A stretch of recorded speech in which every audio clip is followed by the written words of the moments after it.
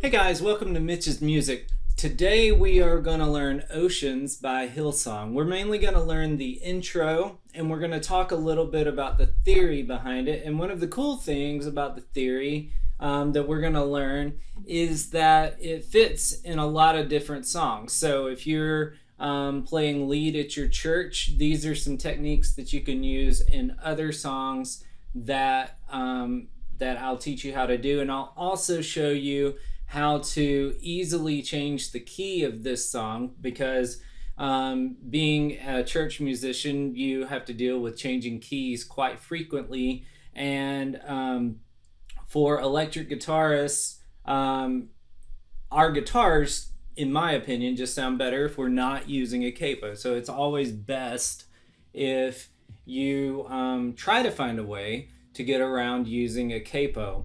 To just get the clearest, most natural sound from your guitar. Before I get into talking about this riff, guys, click subscribe below. And if you are a beginning guitarist, I've got a lot of good courses that are starting up. The pre-sale begins on July 15th. And the way to get on the waiting list for that, because it's only going to go to the first 100 people, I'm closing the doors after that. The way to get on the waiting list is to sign up for the free lessons below, and that will get you access to all of my live stream lessons that I've done before, plus my patriotic series, and I'm gonna start doing a Christmas in July series coming up really soon. All right, let's talk about the lick. So there are 3 different positions in this one. So the very first one is we're down here on the 12th fret on the G string, and then on the 9th or the 10th fret on the B and E string, and it sounds like this. And I have my delay on. I'm going to turn that off real quick so that we don't have all of that extra stuff. We'll talk about that a little bit at the end of the video and how to get the sound. But this, so we've got this right here, and the actual notes we're playing, I said we'd get into the theory a little bit. The actual notes we're playing is this is a G, this is an A, and this is a D. And the way it fits in the first chord in the song is a B minor, and a lot of these notes are not in that chord except for the D, this one right here. And if you were playing like a B minor 7, then the A would be in it, this one right here. But these notes still fit with that chord. So for this position, you're gonna do, and if you are used to hearing that sound, it also has another name. It is called a, so this would be like a D sustained 4th. So this is the 4th of the D major scale, and so it gives it kind of that suspended sound. All right, so the next chord, so that's the first one. The next one is just a normal D major chord in this position. So I'm on the 11th, the 10th, and then the last one, so D major is F sharp, A, D. That's a D major chord. Then the last one is an A major chord, and it's kind of in this D position that worship guitarists tend to like to use a lot. So you'll be playing this one a lot. And this one's a little tricky to get to, so it might take a little practice. But let's go over these notes. So this one is E, A, and C sharp. So that's an A major chord. E, A, C sharp is an A major chord. All right, so here are the positions again. Then D. Then just like that. All right, so let's go over the picking pattern. So we're doing,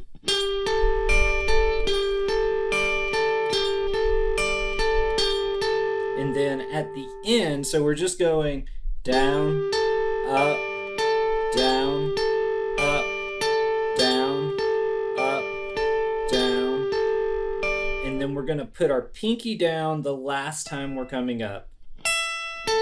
Then we're going to do the same thing when we go to D.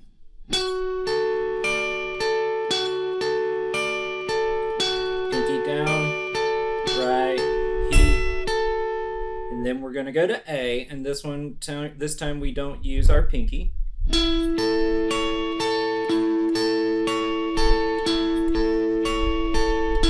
we go back to that D sustain.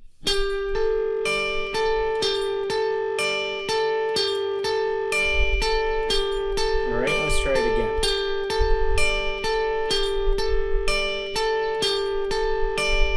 Pinky.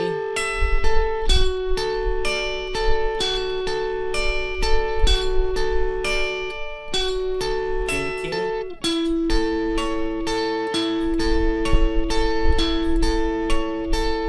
Then back to the D sustain.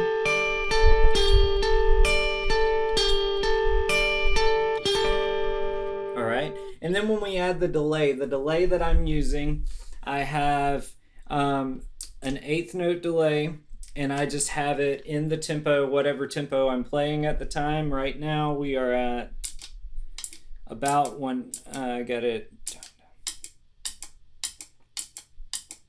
about 100, somewhere around there. And then so I have an 1/8 note delay and a 1/4 note delay. And those kind of play off of each other to give that kind of ping pong effect. I also have a cave reverb on, and that's just kind of a longer tail reverb. A lot of the times I don't use the cave unless I am playing sort of slower sustain things, but I just left it on for this one. Normally I use like a spring reverb that's a little bit shorter, but this is what it sounds like in this key. So this is the key of D. So this is the key of D, and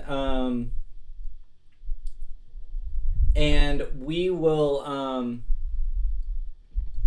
we'll talk about how to change the key after that. Here we go.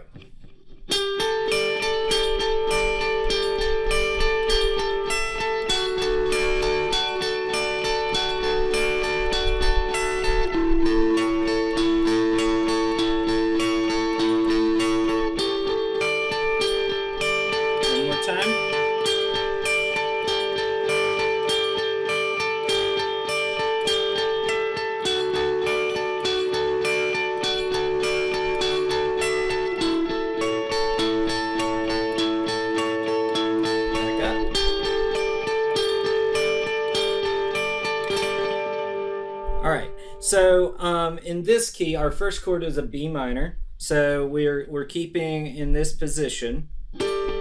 So let's just say that you're looking at a chord chart and the first note is an A minor. So if we're at a B minor right now, the first note's an A minor.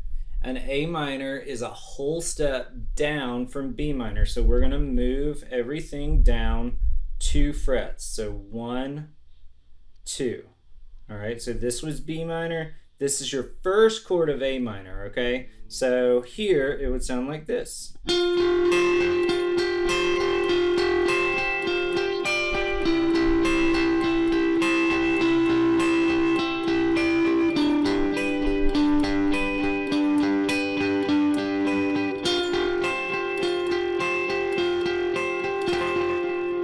So the first chord on the sheet is a G minor. You would move down 2 more. So here's A minor, 1, 2 more frets. Start there. All right, and you can do that for anything. So this is our original position. If the first chord was a C minor, then we just move it up 1 fret. B minor, C minor, just like that. All right, so here it would sound like this. That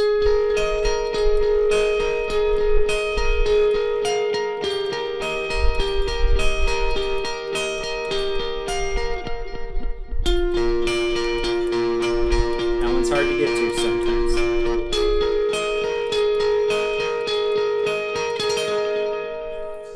All right, guys, I hope you enjoyed the video. If you have any questions for me, then leave them in the comments below.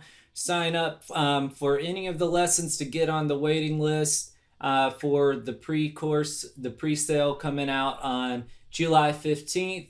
And just let me know if you have any requests or any questions, things that I didn't cover in this video. See you next time, guys.